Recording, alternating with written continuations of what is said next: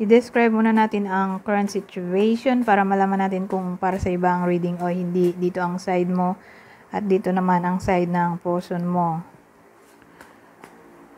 Current situation mo.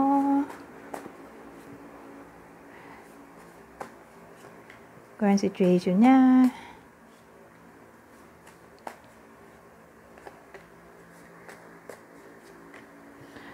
Anyari dito.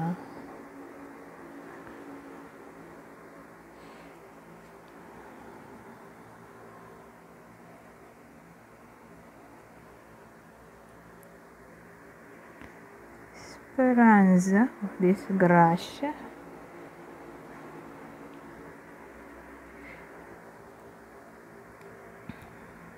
Misayere.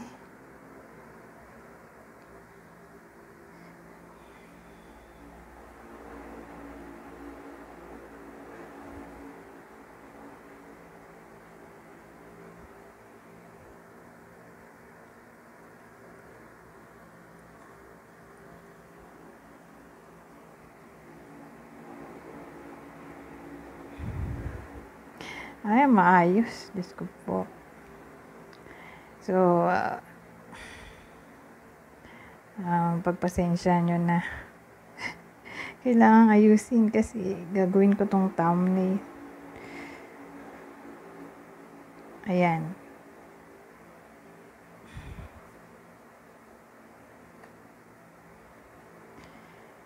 So, anong current situation mo? Dumilim naman.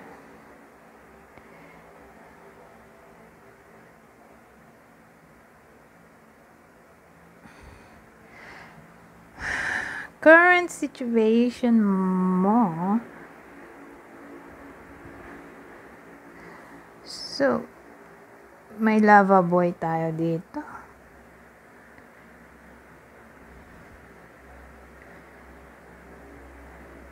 Hindi ko nga lang malaman sa ngayon kung may nandiligaw ba sa'yo? Siya ba tong nandiligaw sa'yo? O may nagugustuhan ka ng iba?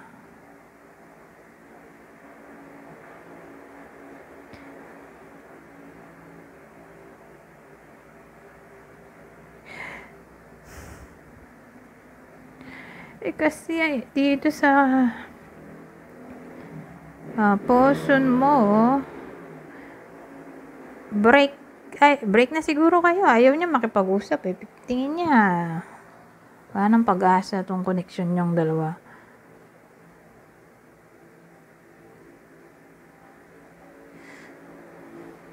Kaya naisip ko,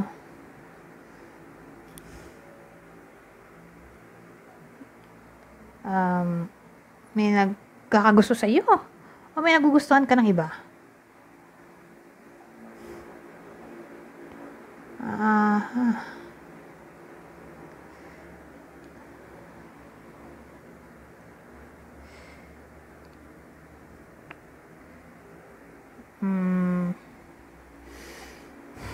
O siguro ganito. Di break na kayo, di ba? May dumating na parang opportunity sa buhay mo. So, iniisip ko kung anong opportunity to. Baka yun na nga magkaroon ng bagong relasyon o bagong nagugustuhan.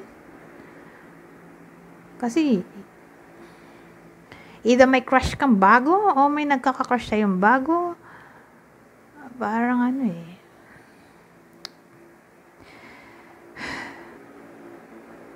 May dumating sa buhay mo na parang blessing.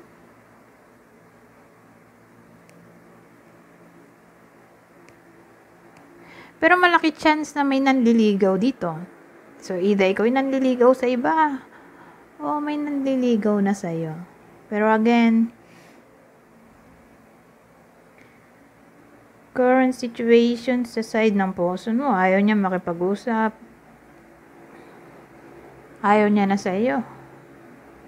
Kasi parang nag-give up na siya sa iyo.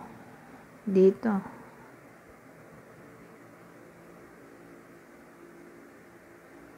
So, mukhang separation reading yung tinakbo ng kwento.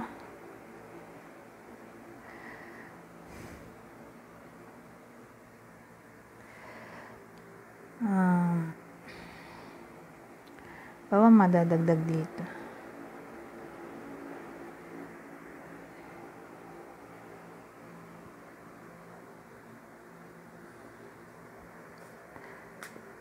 Ayun na lang. Kung tingin mo, para sa'yo yung kwento. Let's proceed.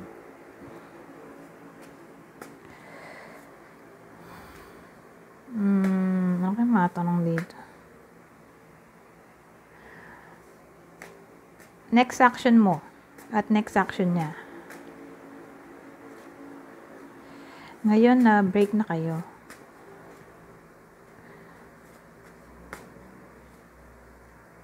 Ano to?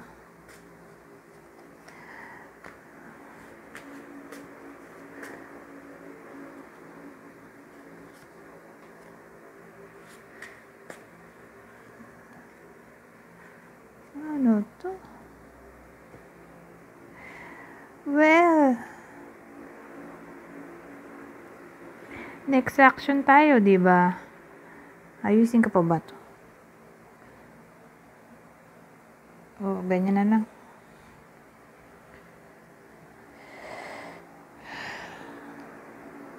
Malinkon.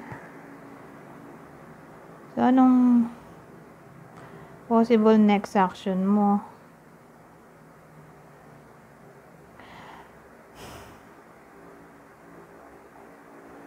Ang dating kasi sa akin,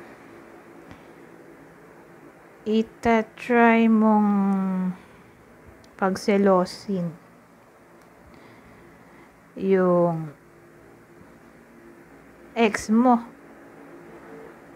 Kasi 'di ba sabi ko nga kanina may nagkakagusto. Di ko alam kung ikaw ba yung nagkakagusto sa iba o may nagkakagusto sa iyo.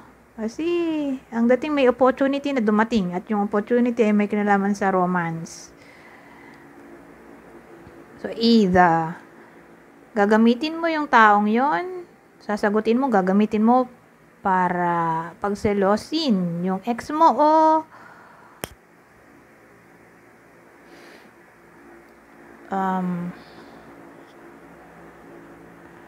ano kaya magandang pangalawang senaryo?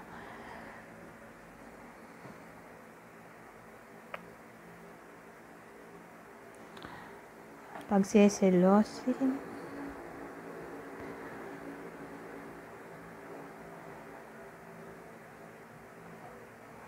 O yun na talaga yung susunod mong relasyon.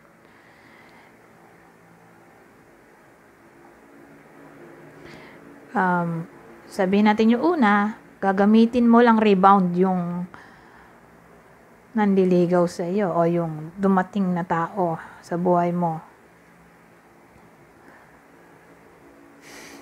Yung pangalawa, jojowain mo na talaga yon. Hindi ka na babalik. Alin man sa dalawa ha. Yung isa, rebound lang. Pagseselosin mo lang. Pero hindi ka naman seryoso. Yung pangalawa, jojowain mo na talaga. Tapos, ang gusto mong mangyari, mag-regret siya. Kumbaga, gusto mong masaktan siya. Ganyan.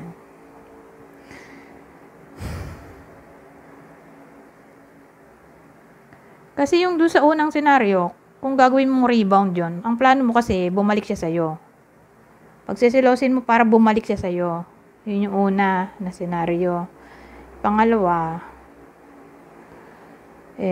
jojowain mo na talaga yung bagong tao sa buhay mo na dumating. At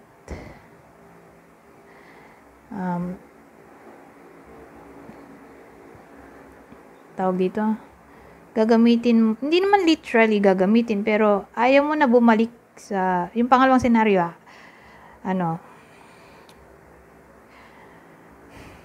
jojowain mo na talaga. Wala ka nang balak bumalik dun sa person mo. Kumbaga, gusto mong masaktan yung ex mo. Dahil gusto mo ipakita sa kanya na nag-move on ka na. Yun, ganun. So, alin man doon sa dalawang senaryo, yung next action mo. Dito, sa person mo, next action.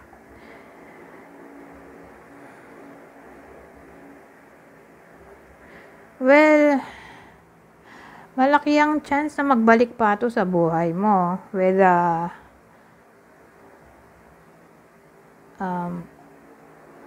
alin man sa senaryo kanina na dalawa ang gawin mo. Okay? Mukhang magbabalik pa rin to.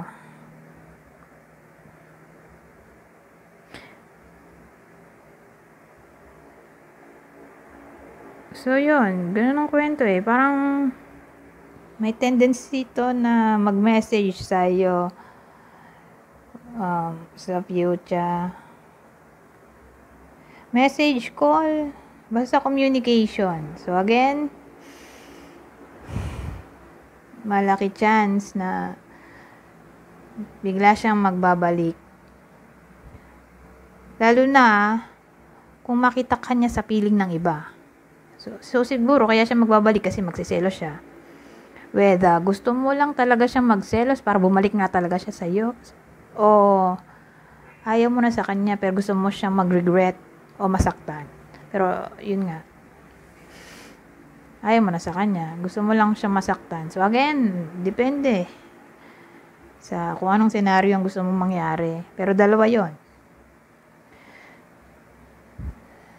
So again, malaki chance na magbabalik pa to.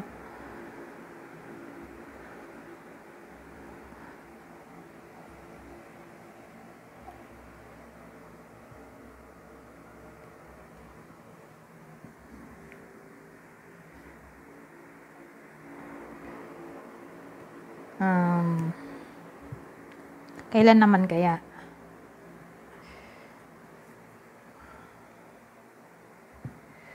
Kailan yan magbabalik?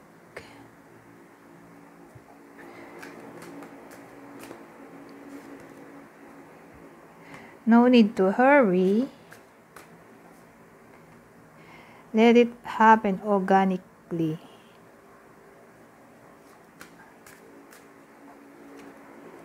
October. So, ang dating kasi, itong dalawa, walang specific, timing o period. Huwag ka daw magmadali, hayaan mo na lang kusang mangyari ito October. Of any year, basta October. Anyways, ang mahalaga naman magbalik siya, di ba? So, depende sa iyo kung pababalikin mo pa o hindi. Kasi dalawa yung scenario natin kanina. Pero, grabe naman yung pangalawang scenario. Parang gusto ng revenge. Anyways, hanggang dito na lang. Goodbye po now.